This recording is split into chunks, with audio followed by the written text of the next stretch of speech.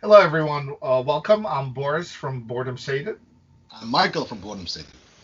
and welcome to our first of a few description of Ravenloft vampires. We're doing this in anticipation of the Ravenloft fifth edition coming out. So we will examine various vampires from the 3.5 edition because we feel that is the closest to fifth edition and give us some interesting view of what we may expect. Now, please, everyone, subscribe, like, hit the little bell button. We really would appreciate it. We have a very large number of people that are viewing our videos but not subscribing. It doesn't really cost you anything, but it helps us. We would greatly appreciate it. So, Mike, Ravenloft Fifth Edition is around the corner. I know. So, uh, the clearly because of all the way Ravenloft began, vampires are the key aspect of Ravenloft. So we decided to do the various vampires that were in 3.5, one a week over the next few weeks. And when we were talking about it, we decided to go with the Gnomish vampire. And the reason we decided to start with the Gnomish vampire is because in out of all the vampires listed here on how to finally slay this vampire, we truly believe it is pretty much impossible. You will never truly finally slay this vampire. It But is to say it's tough is an understatement. Let's start with some basic basic background. things. Yeah. There's two aspects of when you're fighting vampires: how to repel them, and the various almost laws that they have to adhere to, and how to actually slay the damn things. Now, for gnomish vampires, we got you can still present a holy symbol, and that'll sort of repel them. But they also recoil from silver-backed mirrors. They also Which are isn't fascinated that still. bad.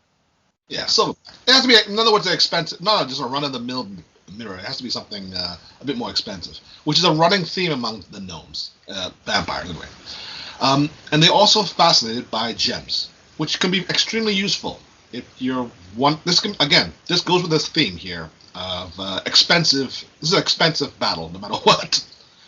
They if you have a present a gem to them, like say put it on the ground or whatever, or throw it on the ground, they have to make a saving throw, a will save, or they're fascinated by it for 2 to 4 rounds. This, of course, immediately stops as soon as they're attacked. So this is one of the things where you distract them so you can run away. Yep. The other Now, thing, no, go uh, ahead.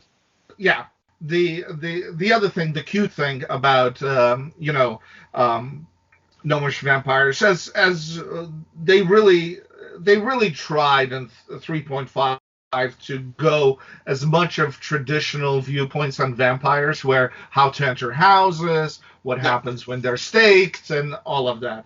yeah, And this is actually, in my opinion, very humorous. A gnomish vampire is unable to enter a home or other buildings unless it raps once at a door and a living creature responds. So that means it's allowed to only knock once, and then it stands there and waits. And then it says that if people know that there's a gnomish vampire, they don't respond. They wait for the second and third knock before responding. So I just picture somebody knocks, nobody says anything, and it just stands there. Somebody looks through the window to see who it is, and they see a gnome standing there going, "Hello, hello," I know because it's not allowed to knock again. that. Oh god, it's one of the funny little things that make the vampires always among the most unique creatures. Most other creatures, you just they're vulnerable to something, let's beat it up. I mean, Right, there's like almost no subtlety or lore or mythology around them other than right. it's cool. So, Vampires what? specifically because they have all so Yeah, many with abilities. with with that Yep, sorry. So with that about beating them up, Yeah. let's go into basic combat of in 3.5 and what we think is going to happen in fifth edition. Okay. So in the 3.5, not only did your vampire have levels that it could as a character class, Yeah.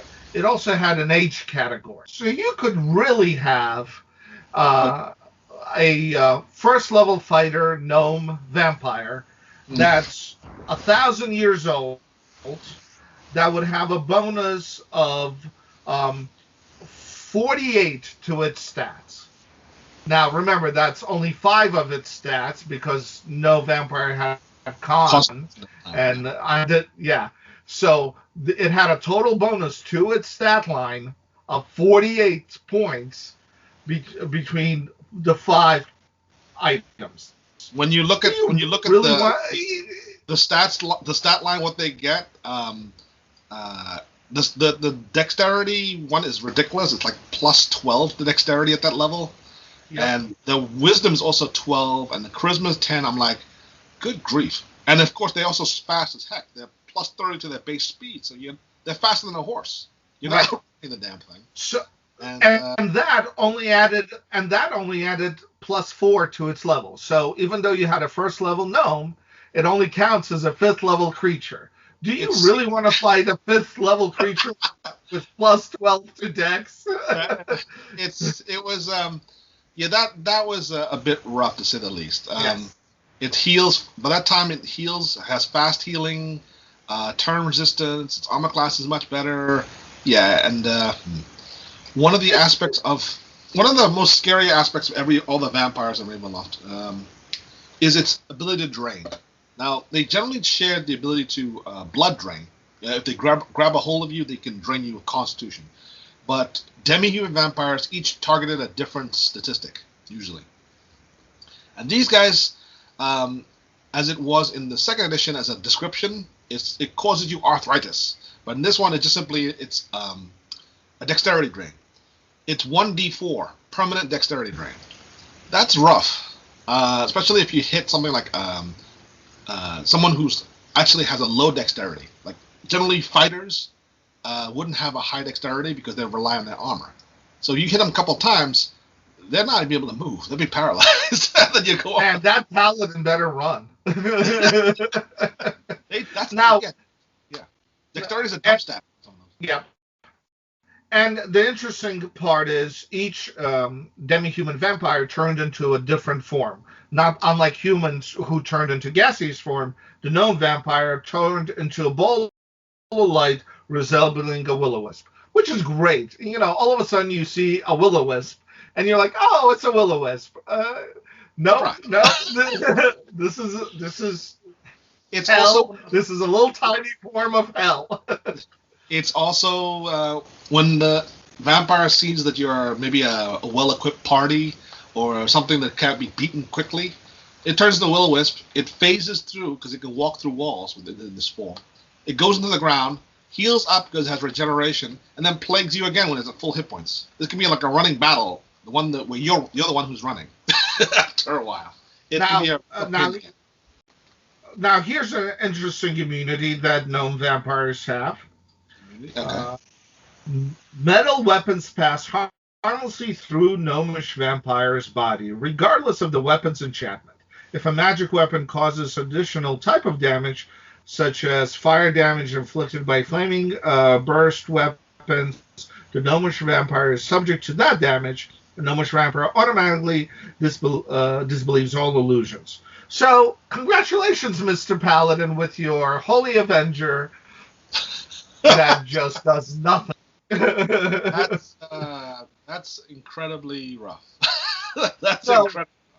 now this is 3.5, and reality. We think we will discuss what we feel it will be in fifth edition, but let's go to the most interesting aspect of the gnomish vampire in the way you have to truly slay it. I mean, you could slay it by staking it with a silver stake, which Yeah. costs you some money, but the way they truly believe is the requirement to slay it permanently and forever. Oh boy. So the first thing you have to do is after you reduce it or to 0 hit points or have it somehow Probably spike under control. Yeah, spike. Turn You to gaseous, whatever. you have to cut off its hands and boil them in volcanic hot springs for 24 hours. Where are you going to find volcanic hot springs in Ravenloft? That is the single one of the most. It doesn't make a difference about anything else. That's the single most hardest possible conditions. First of all, yeah, like I said, where are we going? Iceland? I mean, I don't know off the top of my head any domains. What if you're in a domain? Like, for instance, the Gnome Vampire is in a domain where there are no hot springs. It's not like you can always easily cross over domains and get where you want to go in Ravenloft. That's the point. Right. You might go this way, but you like wind up somewhere completely random. Hell, if I was a Gnome Vampire, I would make sure my domain does not touch a volcano in any sort of way or in any I know. You're pretty much invincible at that point. And then you have to boil it for 24 hours. Who has that time? 24 hours. What if it's 1 minute out, you're screwed. It's like 23 hours and 59 minutes. It's like, it was at that time. Right. Next, the body. So then there's more. If that wasn't hard enough. Next, the body must be placed in a Masterworks wooden coffin. So back then they had Masterworks items, which was necessary, marked at price of 160 gold pieces. Let me stop you there. Hold on. Again, if I was Gnomish Vampire, the first thing I do would kill every single coffin maker in the realm. It can't be that many. There can't be more than a handful. Once they're dead, I'm safe. I don't think I would have liked carpenters either. Anybody who works with wood. It could be that many. None of them will be able to make it. I'm safe. Right. And finally, the vampire's eyes must be removed and replaced with gems, each worth at least 100 gold pieces. So right now, you're looking at 360 gold pieces that you must contribute to trying to slay this. Find a volcanic spring. Parties will say, have 24 hours. Have 24 hours. 24 hours. And have a silver stake. Yeah. This is too costly. I'd move on at this point. Oh, you guys know which vampire? Bye. But that does not quite complete it. Just when you think you're done. Once the ritual is complete, the coffin must be nailed shut and buried. Only then is the Gnomish Vampire sure to be dead. So, you lost all that money. Well, maybe like a silver spike. I don't know. If it dies, I don't know. So, it's a pair. Right. So let's now quickly discuss what we feel 5th edition. So I think they're going to continue in the manner that they did because they, in my opinion, they really tried to be traditionalist when it comes to vampires, and they will have age categories for the vampires. Yeah. I hope they don't give them the stats lines that they're giving them here. But I think they will have age categories for the vampires. You have to. It's Ravenloft. They are the primary domain creatures of the realm. Yeah. I also hope that they don't give the stat line because from a dungeon master's perspective, it's kind of hard to play individuals that have like intelligence and wisdoms and charismas past the 20s. And these guys get such massive bonuses, it's not even funny. Right. But above and beyond that, vampires by themselves have a tremendous number of abilities, and they're often balanced by numerous weaknesses as well. That's part of the lore, that's part of the whole fun of playing them. You're like, this guy's just completely overpowered. He's got all these. No, but he also has a lot of restrictions and rules he has to obey and abide by. The fact that there are different demi-human variants, and each one has their own particular style and flavor, that truly makes things exciting and different. As much as we sarcastically mock some of the ways to kill these things, that's part of the charm, because a lot of other creatures, don't have the same amount of lore incorporated into their abilities. They might have the strengths, but they don't have as many weaknesses to balance them out. They have mostly, if you have a weakness, you just make a weapon out of it, or or your element or whatever else you're using, or spell, and boom, you just hack them to death. They're boring. A vampire is always, of all the creatures, they are the most versatile, because you can add any class to them, and that in more often than not, they enhance any class, or in this case, race or ancestry they add to, and it's just obviously incredibly devastating. And you can weave a tale around that as well. That is makes a memorable session or adventure. Right. And just one clear point. When I mean, I hope they don't. I understand they can't use this strat line because 5th edition stats are on a different level from 3.5. But what I mean is get them to equivalent power. What in 5th edition they would, because I don't care what you say. Plus 12 to Dex, man. that's gonna be a little speedster, hard to hit. Plus 30 to speed. It's like, oh, hey, he's running away. It's like, I can't catch him. Even the monk will be hard to catch. Oh, that'd be scary. But imagine a monk. Imagine a monk. No, a monk plus this. It's like, oh, like what? Run away. You can't even run away. You can't even run. So the next thing I hope they do in 5th edition, and what I hope they do, give them different set of capabilities to each race or ancestry, because you're absolutely right. That makes it unique. That makes it fun. It's not, oh, look, it's another vampire who's going to turn into gaseous form and do damage to us, and then we know how to handle it. No, the whole fun is not only to go, oh, it's a known vampire, and trying the things you slay, not learning it, and then going, trying to make your lore checks and trying to figure out how to slay it, going, you need to do what? No, we're going to pass. Or you make your lore check, you're like, I know how to defeat it. Wait a minute. Do I have 100 gold piece? Hold on.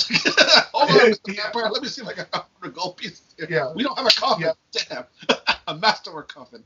Yeah. It's all of these, I think, this is a little bit way outrageous, and they should really change it and make it more reasonable. But it's the fun, it's the entertaining portion of Ravenloft, that every creature, is a vampire, but the way they interact with you is totally different. And I really hope they do that, but in a more reasonable manner. maybe only 2 hours of boiling in a volcanics.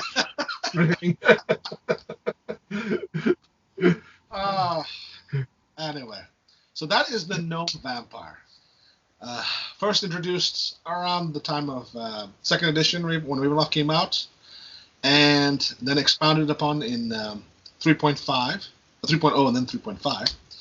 And they are never to be underestimated. They are absolutely, although not physically as powerful as some of the other vampires, it doesn't matter because they hit a stat that a lot of people don't use that often, which can paralyze you, which means they can come back for you later. And they have a lot of interesting abilities. And definitely now we're going to also continue this particular trend of videos detailing the other demi-human vampires, because each one is unique and rather fascinating, not just on what abilities they have, but on the impressive, to say the least, ways of trying to repel or destroy them. Yes. Yeah. So please subscribe, hit the little notify marker, leave us a comment, don't dislike, but tell us why. And this is Boris from Boredom Sated. And this is Michael from Board and Stated. We'll see you next time.